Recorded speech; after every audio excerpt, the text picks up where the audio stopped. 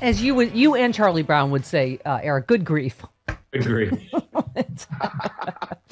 The media, you're right. Well, you wrote a great piece in addition to being on fire on Twitter, sir. But just if Biden was a Republican, the press would tout him as the new Reagan. I mean, it is. And, you went through, I didn't even know some of these statistics, but I mean, you just went through it. If Reagan's first 100 days were nowhere near as successful as Biden's, 200 million vaccine shots have been administered to Americans.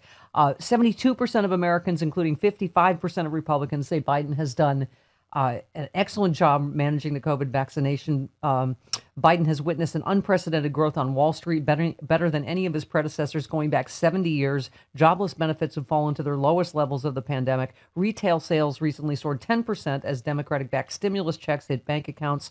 Biden promised to cut greenhouse gas emissions in half by 2030, rallying world leaders in the process. His $2.2 trillion infrastructure proposal remains wildly popular with voters. And you said the New York Times recently claimed Joe Biden never captured the hearts of Democratic voters the way Barack Obama once did. This month, after Biden just scored 81 million votes, more than any candidate in American history. I mean, thank you. That's just for you. Just to list what he's done in 100 days, even objectively, right? Yeah, in 100 days, it's amazing. The press just hasn't really figured out how to cover him. He's, they see him as sort of this placeholder figure, or you look at the accomplishments he did in 100 days. He would be the master communicator. He would be this wildly popular Reagan figure if he were a Republican. Are you kidding me?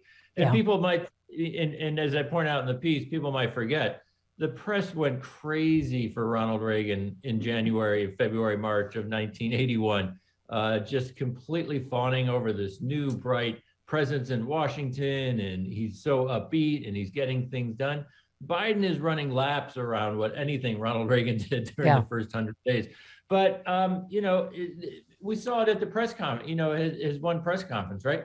No, there wasn't a single question about COVID because the vaccine was a success. Yeah. And instead he got peppered with all these questions about the border and detention because that's what Republicans wanted to talk about. So, they seem very reluctant to give him credit when he's clearly done more than in 100 days than any president in modern American history. Yeah. You said viewing the world through the prism of the GOP, Politico announced Joe Biden's speech was a big win for Republicans. And you said that is some tortured logic, especially considering people who watched Biden's first 100 days speech loved it. I mean, when have you seen that? 85%. Approval rating, 15% disapproved of his speech. I mean, I don't even understand. I mean, how can you even spin that any other way than wow? Especially, and you point this out, Eric, in these times you were saying with this despite the extreme polarization today that we didn't have back in Reagan's day, you said Biden's approval remains sturdy as his agenda wins bipartisan support. That we are so polarized and he still has these ratings makes it even more astounding, doesn't it? So some of the 100 days rating polls were 52% to 59%. And I guess that's one reason the press isn't, crowning him the new Reagan. Well, he's only in the 50s. But as I point out, the days of us having a president coasting along at 65% are gone forever because we are so polarized. I point out George W. Bush in his first 100 days, this was pre 9/11. He had 39% approval rating from Republicans or from Democrats. And Trump, it was a different world. Trump was mostly in the 30s. I mean, maybe he hit 40 here and now and again. And so ABC News, they did their 100 days poll and they spun it as bad news for Biden. He was at 52%. They said, "Oh, it's the lowest 100 days ratings of any but three presidents." He is 15 to 20 points more popular than his immediate predecessor, Trump. Right.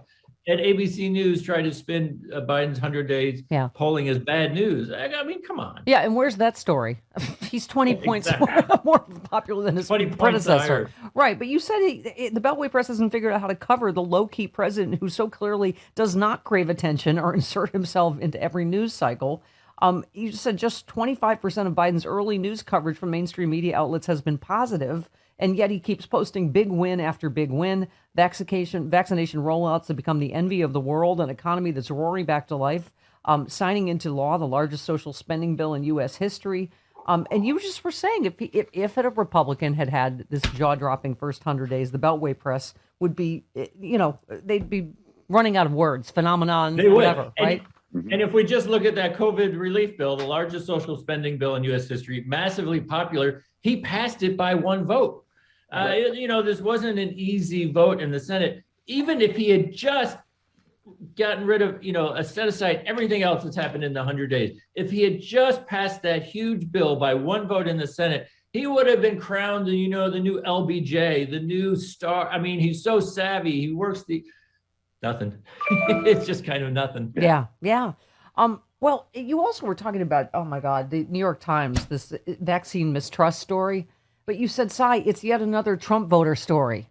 It is. Right? About, white evangelical Republican Christians who won't get vaccinated. It's such a mess. I mean, it's like, right. Because how about the story is they're idiots who listen to Fox News, right?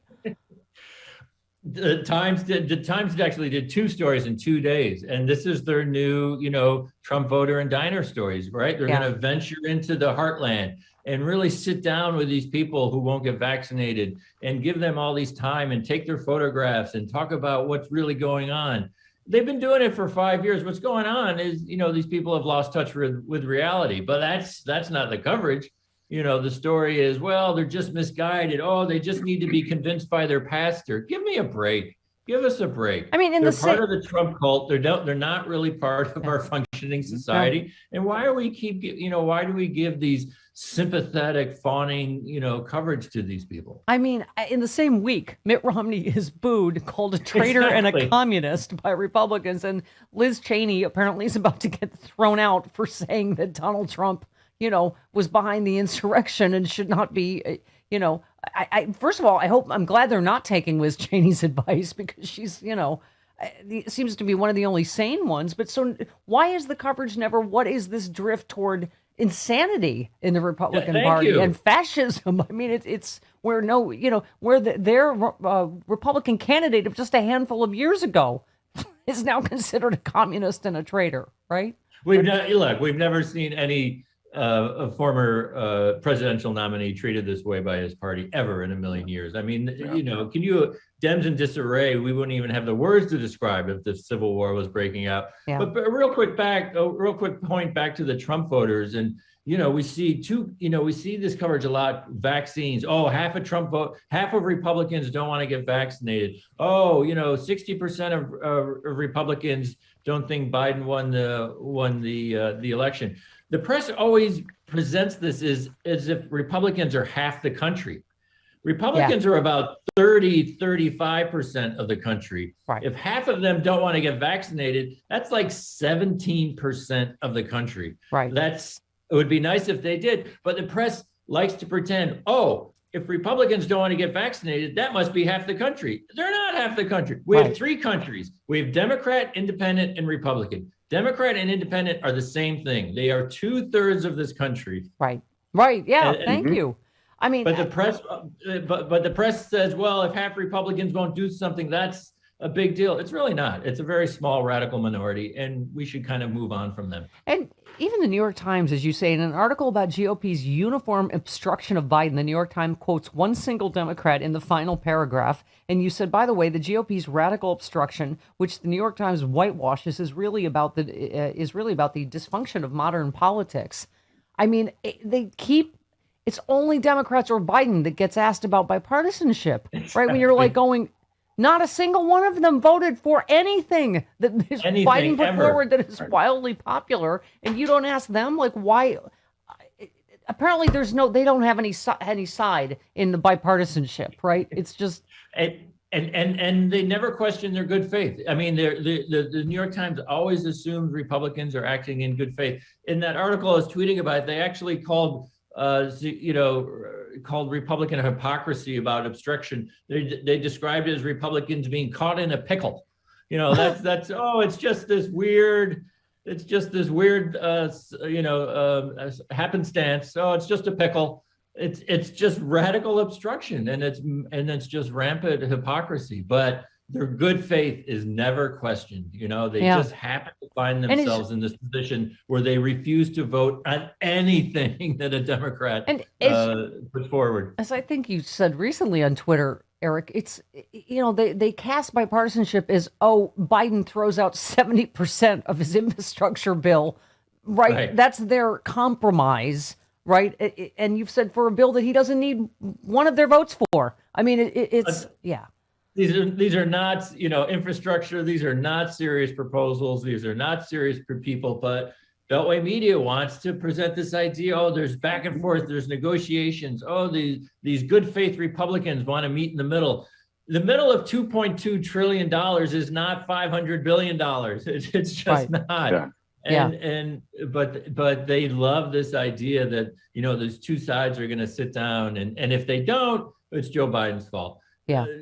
And even if Republicans put forward an infrastructure compromise, McConnell couldn't get 6 votes for it. I mean, the whole thing is a charade. The whole thing is a charade. Yeah. Oh, God bless you, Eric Boehlert. You complete me. You really do.